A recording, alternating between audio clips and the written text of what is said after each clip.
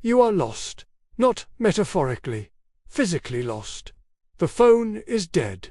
The road signs are gone, torn down, weathered to illegibility, or simply absent because this road was never on any civilian map. The car stopped 2 kilometers back. You remember the direction you came from. You do not know which direction leads to safety. The sun is low. In 3 hours it will be dark. Modern people have outsourced their spatial awareness so completely to electronic devices that most cannot navigate home from an unfamiliar location without a functioning phone. Not because they are less intelligent than their grandparents. Because they have never needed to develop the skill. The device always worked. The signal was always there. Behind the Iron Curtain, the signal was never there. Because the device did not exist. And civilian maps, when they existed at all, were deliberately distorted by Soviet cartographers as a state security measure. Streets were misaligned. Scale was altered. Critical landmarks were omitted or relocated by design. You could not trust the map even if you had one. So you navigated without it. From the sun, from the stars, from moss on trees, from the direction the snow drifted, from the logic of water, how it flows, where it flows, what its direction tells you about the landscape beyond the horizon. Soviet soldiers, couriers, partisans, and rural families all navigated by reading the world around them with a precision that no modern person who has never practiced this skill can easily imagine. And that precision is learnable. In hours, not years. Stay with me. Because number 4 on this list is the most counterintuitive navigation method used across the Soviet wilderness. A technique that tells you not just which direction you are facing, but approximately what time it is and what the weather will do in the next 6 hours, using nothing except the position of the sun and a stick. Let's begin. Number 1. Solar navigation, the stick and shadow method. The sun rises in the east and sets in the west. This is true everywhere on the planet, at every latitude, in every season. In the northern hemisphere, the sun reaches its highest point in the southern sky. In the southern hemisphere, the highest point is in the north. This simple fact, combined with the shadow cast by any vertical object, provides directional information accurate to within 5 to 10 degrees, sufficient for practical navigation in any terrain. The method used across the Soviet wilderness: place a stick upright in the ground on any flat surface. Mark the tip of its shadow with a stone or a notch. Wait 15 to 30 minutes. Mark the new position of the shadow tip. The line between the first mark and the second mark runs approximately west to east. The first mark is west, the second is east. A line drawn perpendicular to this east-west line gives north and south. This is not an approximation. It is geometry. The sun's apparent movement across the sky traces a consistent arc. The shadow moves in the opposite direction. The movement is always east to west. The perpendicular is always north-south. Soviet surveyors and military personnel used this method as a backup to compass navigation when compass was unavailable or unreliable. It requires no equipment, no training beyond understanding the principle, no practice beyond doing it once. The same sun that tells you direction also tells you time. When the shadow is at its shortest, when the sun is at its highest, it is local solar noon. Before noon, shadows point west of north. After noon, they point east of north. The angle between the noon position and the current shadow position, combined with the known rate of the sun's movement, provides an approximate time accurate to within 30 to 45 minutes. A person who knows the time and the direction knows where they are relative to any known landmark within visual or estimated distance. Number 2. Star navigation, Polaris, and the fixed points. When the sun is gone, the stars take over. The night sky is a map. It is the same map it has always been.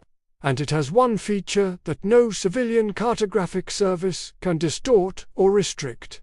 It is not controlled by any state. Polaris, the North Star, occupies a position in the sky that remains fixed regardless of the time, the season, or the observer's location in the Northern Hemisphere. It sits within 1 degree of true north. Any person who can find Polaris can find north. Finding Polaris. Locate the Big Dipper, the 7-star formation shaped like a ladle with a long handle. The 2 stars at the outer edge of the dipper's bowl, furthest from the handle, are the pointer stars. They point directly at Polaris. Extend the line formed by these 2 stars by approximately 5 times the distance between them. The relatively bright star at that point is Polaris. In clear conditions, this identification takes under 30 seconds for anyone who has practiced it once. In clear conditions, this identification takes under 30 seconds for anyone who has practiced it once. Soviet military manuals required all personnel operating in field conditions to be able to locate Polaris by naked eye and navigate by it without a compass. This was not considered a specialist skill. It was considered minimum operational competence for anyone who might be required to move independently in terrain where compass and map were unavailable. The technique: stand facing Polaris. You are facing north. Extend your right arm. It points east. Your left arm points west. Your back faces south.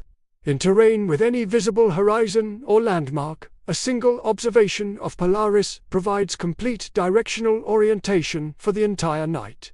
Number 3.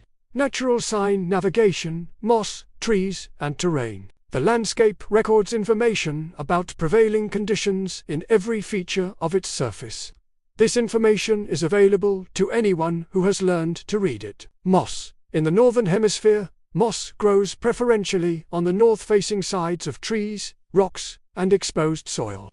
Not universally and not exclusively, but consistently enough that a person moving through a forest, observing the moss distribution on multiple surfaces, obtains a reliable directional signal. The north side is wetter, cooler, more shaded. Moss favors it. Tree growth rings. A cross-section of any tree trunk shows growth rings. The rings are wider on the south-facing side in the Northern Hemisphere, where sunlight is stronger and growing conditions are better. Narrower on the north-facing side.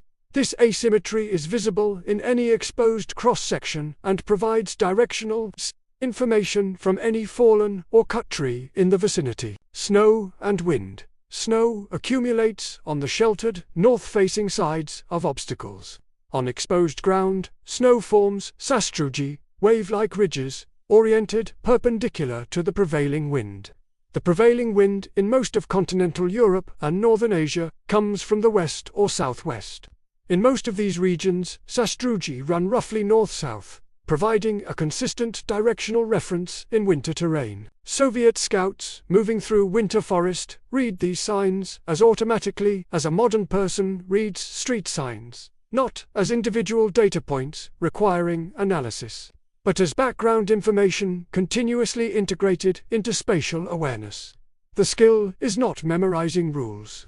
It is developing the habit of observation that makes these signs visible without effort. Stop here. Think about the last time you navigated somewhere unfamiliar without your phone. Not used the phone and looked up, actually navigated, using your own spatial awareness, your own reading of the environment. For most modern people, never in adulthood, possibly never in their lives. The Soviet teenager who could find Polaris and read moss and orient by shadow was not exceptionally gifted. They were ordinarily educated in skills that have become extraordinary through their absence from modern life. Write in the comments. If your phone died right now, could you navigate home from your current location? Number 4. The sun clock and time estimation. This is the counterintuitive one, I promised. The stick and shadow method from number 1 provides direction. The same method, extended, provides time, weather prediction, and settlement finding information. Time estimation. Using the shadow method, you have established the east-west line and the north-south perpendicular. The angle between the noon shadow position directly north at solar noon, and the current shadow position corresponds to the elapsed time since noon. The Sun moves approximately 15 degrees per hour. Measure the angle, even approximately, by estimating the fraction of a right angle, and multiply by 4 minutes per degree. Weather prediction. Wind direction is a reliable short-term weather predictor in continental climates. Wind from the south or southwest in Eastern Europe typically precedes incoming weather systems. Wind from the north or northeast brings clearing and cold.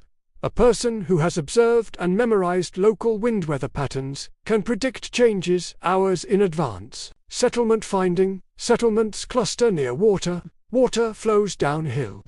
Following any drainage leads eventually to lower ground where settlements concentrate. The Soviet partisan rule: if lost in forest terrain with no directional reference, find the lowest ground and follow any water downstream.